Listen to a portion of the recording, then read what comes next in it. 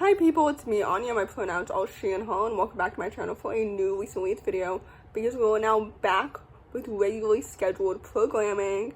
So the first book on this list is called And They Were Roommates. This story is a YA contemporary following a transgender main character at an all-boys boarding school who's trying to stay under the radar, except that his new roommate is not only the principal's son, but also his summer hookup, who does not recognize him because they hooked up pre-transition. I was so excited to read this book. In fact, it was one of my most anticipated 2025 new releases. Unfortunately, I didn't like it very much because, first of all, I felt like the love interest was very underdeveloped, and I don't really like him. Maybe I don't like him as a person.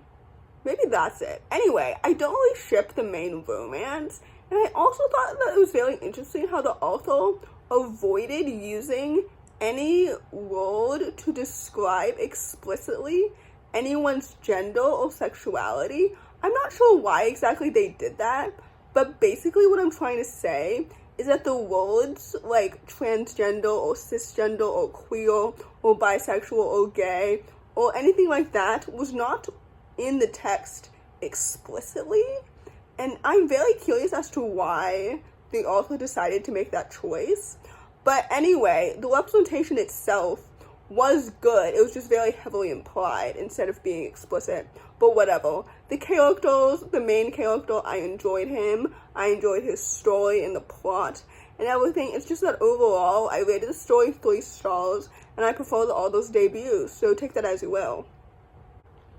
The next book on this list is called The Midwatch Institution for Wayward Girls. This book is a middle grade steampunk fantasy, and I thought it was so good. It follows a young main character who finds herself at the center of the city's secrets, which I absolutely loved. Like, this book is so good. First of all, the world building is so excellent and it's so whimsical. I loved the found family. Like, this book is excellent. The plot is so interesting. I love the pacing and the writing and everything the girls learned. I think this book is set, or it's supposed to be set in the 20th century, but it's not really explicitly stated. But this book is so good. Like, the world building is excellent. I love the plot and the mystery and the found family and the friendships and everything about it. Like, it felt so wholesome and so whimsical and just so awesome, and I just really, really enjoyed it. This book was one of the last books that I read in May, so I feel like I ended my May reading month on a higher note than expected. But anyway, with that said, I rated this book 4 out of 5 stars, and I would definitely highly, highly recommend it. The next book on this list is called Eliza from Scratch. This story is a YA contemporary following a young Asian American main character who's very academically driven, and she's learning new revelations about herself, love, and family when she is accidentally put in a culinary arts class. I love this book so much. First of all, I loved the connections between cooking and culture, especially Asian culture. Like, as an Asian person myself, like, it felt so real and so relevant and so good. The writing is excellent and fantastic. The pacing is so awesome. I loved the friendships and the characters. The romance, like, I ate it up. I devoured this book, no pun intended, because it is excellent, it is fantastic, it is brilliant. Like, this book is so underrated, and it is absolutely so good. I loved it. Like, it's excellent. I can't stop thinking about it.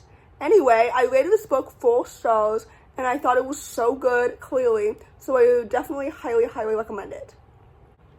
The next book on this list is called Nobody in Particular. This story is a YA contemporary following a bisexual main character at an all-girls boarding school who falls for a disgraced lesbian princess. This story is absolutely so fantastic, and it's so good. I had really low expectations prior to reading this book because the synopsis reminded me of that Rachel Hawkins book. I think it's called Her Royal Highness. Anyway, I hated it. So entering this book, I had really low expectations, but I was flying home from my trip and I absolutely loved it so much. First of all, both main characters are so individually well developed, and I also had low expectations because I think this is the first book by this author that I've rated higher than 3 stars. Like, this book is excellent. Anyway, as I was saying, the sapphic romance is so well paced and it's so well done. I just really enjoyed it. I love the friendships and the plot and the pacing and the writing. Like, it's so good. This book is absolutely so excellent. I never thought I would say that Sophie Gonzales deserves her flowers. Like, this book is so good, and I just really, really enjoyed it so much, especially with the queer representation. So anyway, with that said, I would definitely highly, highly recommend this book because I rated it 4 stars. The next book on this list is called Atmosphere.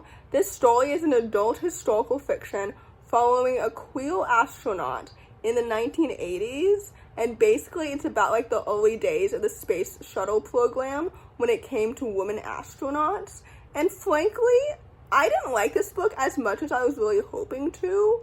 It kind of reminded me of a mixture of Malibu Rising and Kelly Soto is Back, but more gay. I appreciated the queer representation for sure, and the sapphic romance is really quite pretty and well done, and I love the main character's relationship with her niece and her sister and everything. Like, that was well done.